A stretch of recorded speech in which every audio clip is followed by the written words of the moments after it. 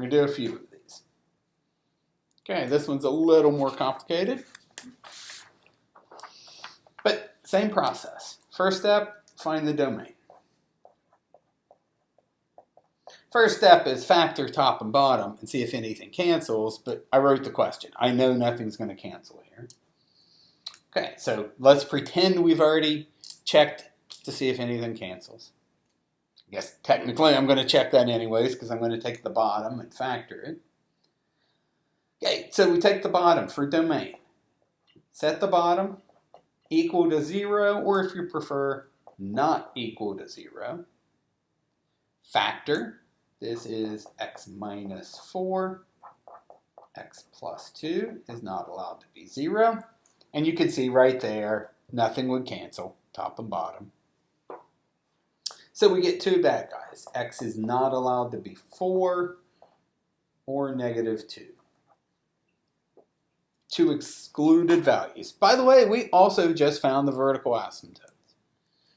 So my domain will be negative infinity to negative 2, union negative 2 to 4, and then 4 to infinity. I get 3 different sections of domain.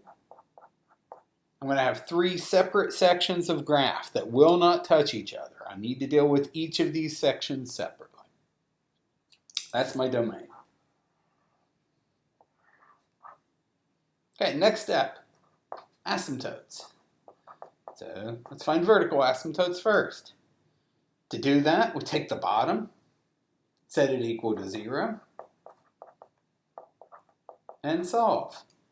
We just did it. We get 2 answers. X equals negative 2, x equals 4. The excluded values are your vertical asymptotes. But remember, you have to write it x equals a number. If you don't write it like this, it is wrong. Okay, horizontal asymptote. We look at the degrees. Degree of the top is 1. Degree of the bottom is 2. The bottom wins. When the bottom's bigger, the answer is always, there's nothing to do. The answer is y equals 0. Circle it and move on. When the bottom's bigger, you get y equals 0. I've got some information now. I'm going to put this on my graph. I'm going to start graphing immediately. So what did we have? We had x equals negative 2 is a vertical asymptote. I like to label them. This is not 100% necessary, but I think it's a good idea. X equals 4.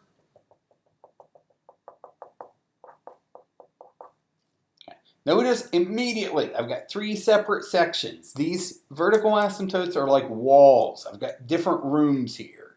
All this stuff in here, where my hand is, all this, everything in between, and then everything over here. So back here, this is the region negative infinity to negative 2. That's what I called section 1. That's everything right here. Then I've got negative 2 to 4. That's what I called section 2. That's all this stuff in between the asymptotes. And then all of this stuff here was 4 to infinity. I called him section 3. That's what the vertical asymptotes do. They break your entire xy plane up into different regions of domain. We graph each region separately. Okay, our horizontal asymptote was y equals 0. That's just the x-axis. Y equals 0. Okay, moving on. We find our intercepts.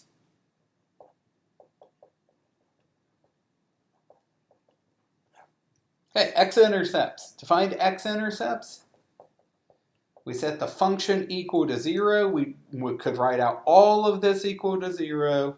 But again, here's the trick. The only way a fraction equals 0 is if the top equals 0.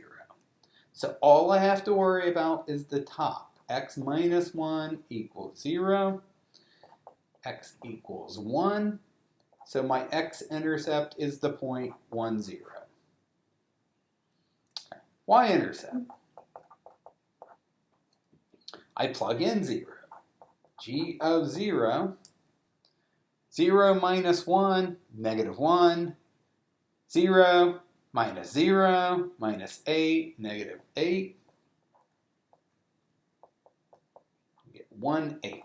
0, comma 1/8. That is the y-intercept. Let's put that stuff on the graph. As soon as you find something, put it on the graph. Okay, so what did I get? 1, 0. There. And 0, 1/8. So if this is 1, 1/8, this tiny little fraction there, about right there. We'll just estimate it. Notice later, I'm going to ask, did we cross the horizontal asymptote? Yeah, right there. I know I'm going to cross the horizontal asymptote because I just did it right there. Here's the horizontal asymptote, and I'm touching it. Never touch verticals, but you can touch the horizontal. In fact, that's our next step. And I already know the answer, but let's check it. Do we cross the horizontal asymptote? To check that, we set the function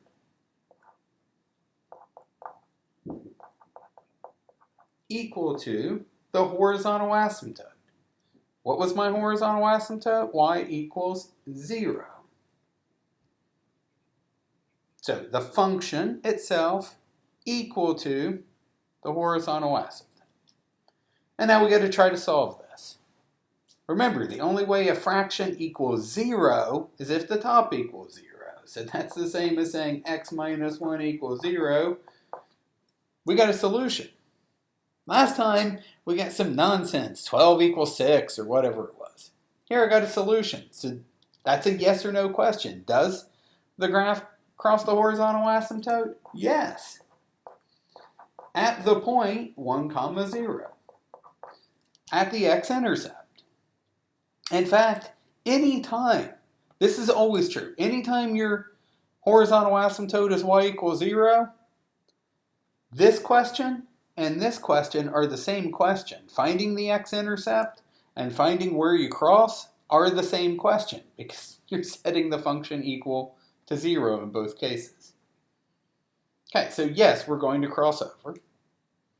Okay, now we can start graphing. We don't have enough information to graph everything, but I'm going to argue here in section 2, I'm done.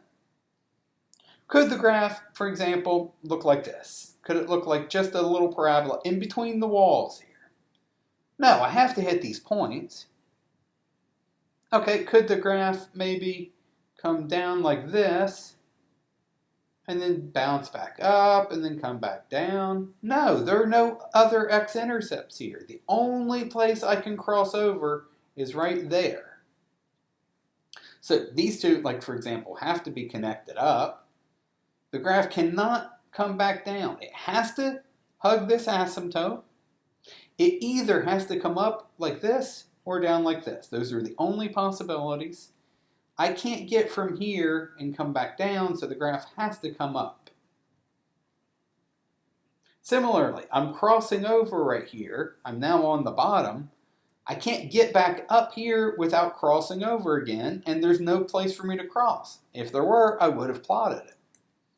This graph has to write down like this. Okay, what about over here on the sides? Over here in section 1. The graph only has two possibilities. It's not going to cross the asymptote. There are no more x-intercepts. The graph can't like ride from down here and come up and then come over. It either has to live completely down here in this section or completely in this section. Those are the only possibilities. So to determine which one it is, all I have to do is plot one single point. If I plot a point and it lives right here, then the whole graph has to live right here. If I plot a point and it lives right there, the whole graph would have to live down here. Okay, so we plot a point in each section of our domain that we haven't completed yet. If that's not enough to convince you, plot 10 points. Plot as many points as you need to figure out what the graph looks like in these other two sections. But all you really need is one. Okay, so that's the last step. Plot points.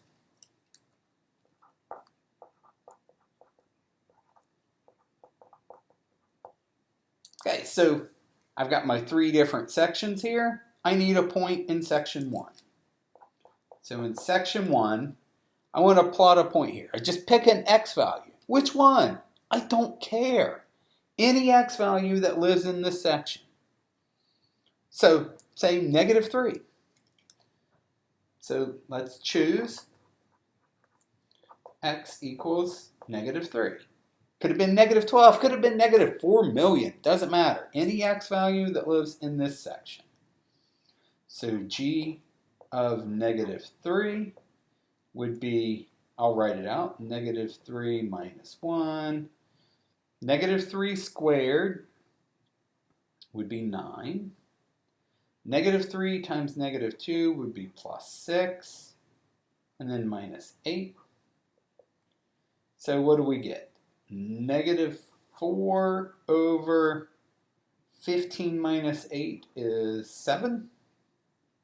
Now really all I care about is it positive or negative? Is it above or below my asymptote? But I mean, we got the numbers, we might as well use them. Let's check my arithmetic. That's right. So that's the point, -3, -4/7. That's enough. That's all I need. So -1, -2, -3, -4/7. I'm going to label it. Just going to estimate. Okay, there's a point.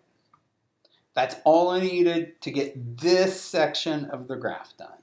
The graph cannot possibly cross this vertical or this horizontal asymptote because I checked that already. So my graph has to look like this. Has to ride along the asymptotes. That's the whole point of asymptotes. Asymptotes are just boundaries that steer your graph. It has to live down in this corner down here because I found a point in that corner. Now you may think, this is a common mistake, people think, oh well this one's here, the other one must be up here. It doesn't work like that. I've been doing this for 25 years. I cannot tell you, literally, right now I have no idea if the graph is going to be up here or down here in this other one.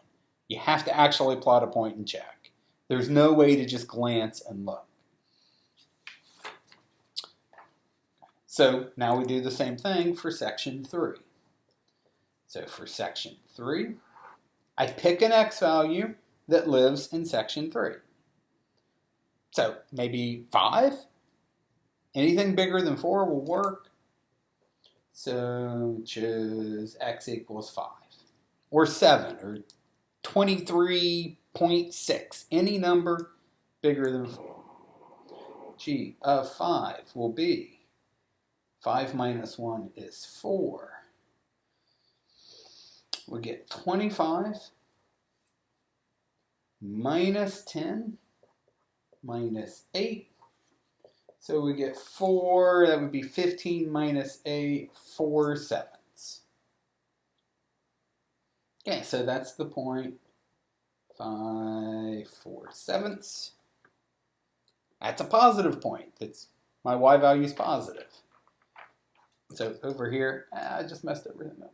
Hold on, let me fix this.